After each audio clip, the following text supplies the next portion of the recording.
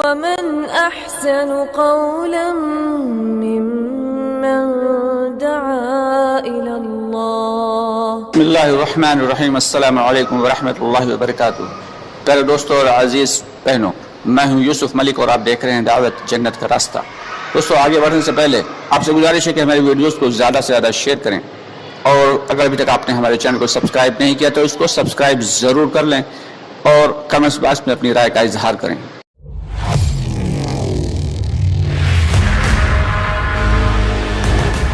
صحابہ کرام رضی اللہ تعالیٰ عنہ اجمعین حضور پاک صلی اللہ علیہ وسلم کی جب مجلسوں میں بیٹھا کرتے تھے تو اتنا مل کے بیٹھتے تھے کہ فرماتے ہیں کہ اگر ان کے اوپر چادر ڈال دی جاتی تو چادر میں ذرا بھی جھول نہیں آتا تھا. جب آپس میں مل کے بیٹھیں گے تو مل کے بیٹھنے سے دلوں کو اللہ رب العالمین ملا دیتے ہیں.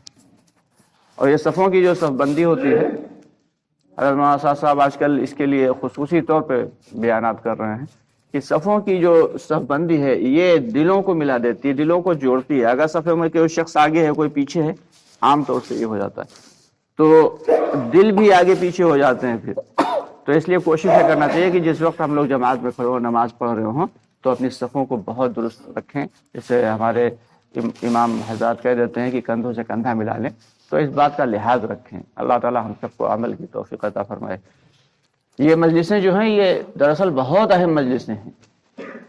بظاہر تو یہ چھوٹی مجلسیں ہیں، لیکن اللہ رب العالمین کی نگاہ میں ان کا بڑا رتبہ ہے، بڑی وقعت ہے. فرماتے ہیں جیسے زمین والوں کے لیے ستارے چمکتے ہیں، ایسے ہی آسمان والوں کے لیے زمین پہ یہ جو مجلسیں ہیں یہ ستاروں کی مانند چمکتی ہیں. فرشتے آ کے ان کو گھیر لیتے ہیں، کیونکہ فرشتے جو ہے ان کی غذا ہی یہ ہے کہ اللہ کا ذکر فرشتوں کی غذا ہے. دنیا کی مخلوقات جتنی بھی ہیں ان میں سے صرف انسان اور جنات یہ قرآن پڑھ سکتے ہیں. اس کے علاوہ فرشتوں کو بھی قرآن پڑھ سکنے کی اجازت نہیں. کتنا بڑا مرتبہ ہمارا کہ اللہ رب العالمین نے انسان کو کتنا اہم مرتبہ دے دیا کہ قرآن کو پڑھ سکتا ہے. اور قرآن کا پڑھنا یہ گویا کہ دنیا کی سب سے عظیم کتاب کو پڑھنا ہے. لیکن افسوس کی بات یہ ہے کہ پڑھنا اور پڑھ کر سمجھنا اور سمجھ کے اس پہ عمل کرنا یہ ساری باتیں ضروری ہیں. لیکن آج کل ہم لوگوں نے قرآن کو پڑھنا چھوڑ دیا، اور پڑھنے کے علاوہ پڑھتے ہیں تو سمجھنا چھوڑ دیا، کیونکہ سمجھ نہیں پاتے، سمجھنے کی کوشش نہیں کی، سیکھا نہیں، اور اگر سمجھ بھی لیتے ہیں تو عمل نہیں ہوتا. اللہ تعالیٰ ان تمام جو ہے اعمال پر ہم سب کو یقین کرنے کی توفیق عطا فرمائے. ایسی مجلسوں پر بڑے بڑے وعدے ہیں. فرماتے ہیں ایسی مجلسوں میں بیٹھنے والوں کے اللہ رب العالمین سیئات کو حسنات سے مبدل فرما دیتے ہیں، یعنی جو گناہ ہیں ان سب کو نیکیوں میں بدل دیا جاتا ہے. کیا ایسا بھی کبھی ہو سکتا کہیں کہ کوئی شخص کوئلہ لے کے جائے اس کو سونے کے ڈلے مل جائیں؟ لیکن اللہ کے یہاں یہ ہے.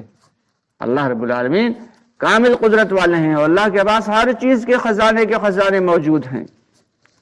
ہر چیز کے خزانے موجود ہیں، اور ان میں کبھی کمی نہیں آتی. کہ ہزاروں سال سے، لاکھوں سال سے اللہ تعالیٰ سورج کو نکالے ہوئے ہیں. سورج اپنی روشنی دے رہا ہے، لیکن کوئی شخص کہہ سکتا ہے کہ سورج کی روشنی میں کمی آ گئی؟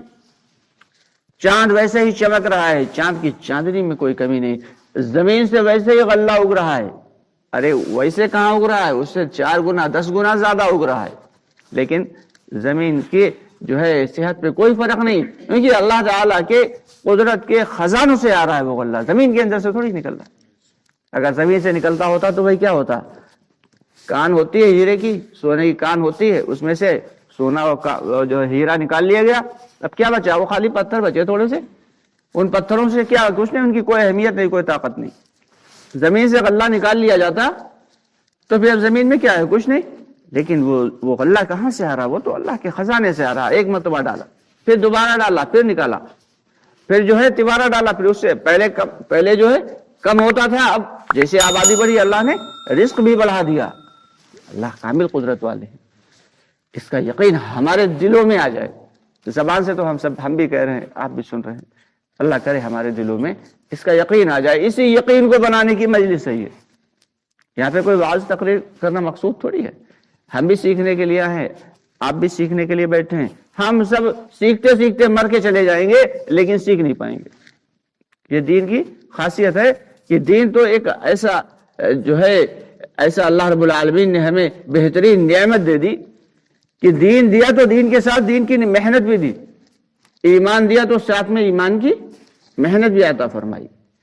کہتے ہیں ایک ایمان والا جب ایمان کی محنت کرے گا تو اس کا ایمان بڑھے گا اور بڑھتا ہوا ایمان اللہ رب العالمین کے احکامات پہ کھڑا کرے گا, حضور پاک صلی اللہ علیہ وسلم کے لائے ہوئے پاکیزہ طریقے پہ چلائے گا. یہی ایمان والا جب ایمان کی محنت چھوڑ دے گا تو اس کے ایمان میں کمزوری واقع ہوگی, جس کے نتیجے میں اللہ کے احکامات اس کی زندگی سے ٹوٹتے چلے جائیں گے اور حضور پاک صلی اللہ علیہ وسلم کا طریقہ اس کی زندگی سے نکلتا چلا جائے گا. تو چاہا جا رہا ہے کہ آج ہر فرد, ہر بشر, چاہے وہ مرد ہو یا عورت ہو, سبھی اللہ کے پورے حکموں پر آ جائیں, سارے کے سارے احکامات پہ آ جائیں. اس نماز پڑھ لینا یہ کافی نہیں ہے کہ جو شخص نمازی ہے سوچ رہا بس اتنا کافی ہے. ایسا نہیں ہے.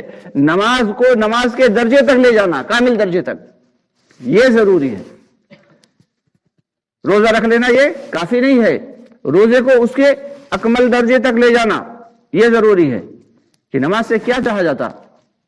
صحابہ کرام رضی اللہ تعالیٰ عنہ اجمعین کا معاملہ یہ تھا کہ جب انہیں نماز حضور پاک صلی اللہ علیہ وسلم نے آ کے بتائی, معراج سے تشریف لائے اور معراج کا تحفہ دیا, تو صحابہ کرام بہت خوش ہوئے کہ اب تو ہمیں براہ راست اللہ تعالیٰ سے لینے کا ذریعہ مل گیا.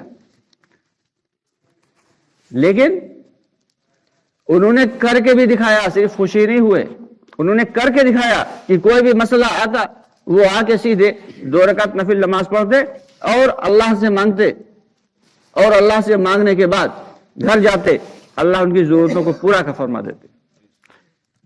یہ تو مادی چیزیں ہیں, یہ چھوٹی چھوٹی چیزیں ہیں, ان کی کوئی اہمیت نہیں اللہ کی نگاہ میں. اسی لیے اللہ نے سب کو بانٹ دیا, چاہے وہ ایمان والا ہو چاہے غیر ایمان والا ہو, سب کے لیے. دنیا کی کوئی حقیقت نہیں اللہ کی نگاہ میں. ساری کی ساری دنیا جو ہے یہ اللہ کی نگاہ میں کیا ہے؟ مچھر کے پر کے برابر بھی اس کی کوئی حقیقت نہیں ہے. مچھر کی پر کی کیا حقیقت ہوتی بھائی؟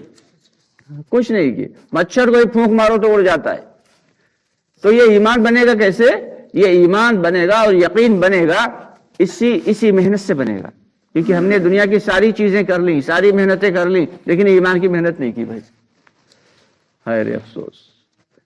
ایمان کی محنت جو سب سے افضل تھی, جو سب سے اعلیٰ تھی, جو سب سے برتر تھی, اسی محنت کو چھوڑا جس پر اللہ نے دنیا اور آخرت دونوں جگہ کامیابی کے وعدے رکھے, اسی محنت کو چھوڑ دیا. اب اللہ رب العالمین نے پھر سے یہ دوبارہ اعلیٰ محنت جو ہے چلا دی. اب ہماری ذمہ داری ہے کہ ہم اس کی قدر کریں, کیونکہ اس سے پہلے تو یہ ایک عرصہ دراز تک عمومی محنت چھوٹی رہی. دعوت کی عمومی محنت عرصہ دراز تک چھوٹی رہی, لیکن پھر سے اللہ رب العالمین نے اس محنت کو چلا کے ہم سب کی ذات پہ بے حد احسان فرمایا ہے. اب ہماری ذمہ داری ہے کہ اس محنت کو, اس اعلیٰ محنت کو ہاتھوں ہاتھ لیں. اور لوگ لے رہے ہیں دوسرے علاقوں میں, دوسرے جو ہے یہاں تک کہ مغربی ممالک میں لوگوں نے جو ہے وہ دعوت کی محنت کو لیا اور ایسا فکروں کے ساتھ لیا کہ یہ کارگزاریاں آتی ہیں کہ 50 کلومیٹر دور اپنی 4 ویلر سے جاتے ہیں دوسرا گشت کرنے کے لیے. دوسرا گشت کرنے کہاں جاتے ہیں؟ 50 کلومیٹر. یہاں اپنا گشت کرنے کے لیے اللہ اکبر جان کے لالے پڑ جاتے ہیں. فلاں جگہ پھنس گئے تھے, فلاں جگہ پھنس گئے تھے, ارے یہ کام پھنس گیا, ورنہ آ تو جاتے ہیں. مسجدوں میں گشت مکمل نہیں ہو رہا. جب اپنی مسجد میں گشت مکمل نہیں ہوگا, اور حضرت ریاض رحمۃ اللہ فرمایا کرتے تھے گشت والا عمل دعوت والے کام کی ریڑھ کی ہڈی کی طرح ہے. یہ گشت والا عمل مضبوط ہوگا تو دعوت کی محنت مضبوط ہوگی, اور اگر گشت والا عمل کمزور ہوا تو صبح سے شام تک محنت کر لو, لیکن وہ طاقت دعوت کی محنت میں نہیں آ پائے گی. تو اس لیے یہ جو اعمال بتائے جاتے ہیں, چاہے وہ خروج میں اعمال ہو, باہر نکل کے جماعت میں جو ہے اعمال ہوں, اور چاہے وہ اپنے علاقے میں, اپنی بستی کے, اپنے مقامی کام کے اعمال ہوں, سارے کے سارے اعمال بہت ضروری ہیں اور انہیں بہت تھوڑا وقت لگتا ہے. اور یہ سارے کے سارے عمل سے بنتا کیا ہے؟ ایمان ہی تو بنتا ہے بھائی. کیا بنے گا؟ ایمان بنے گا.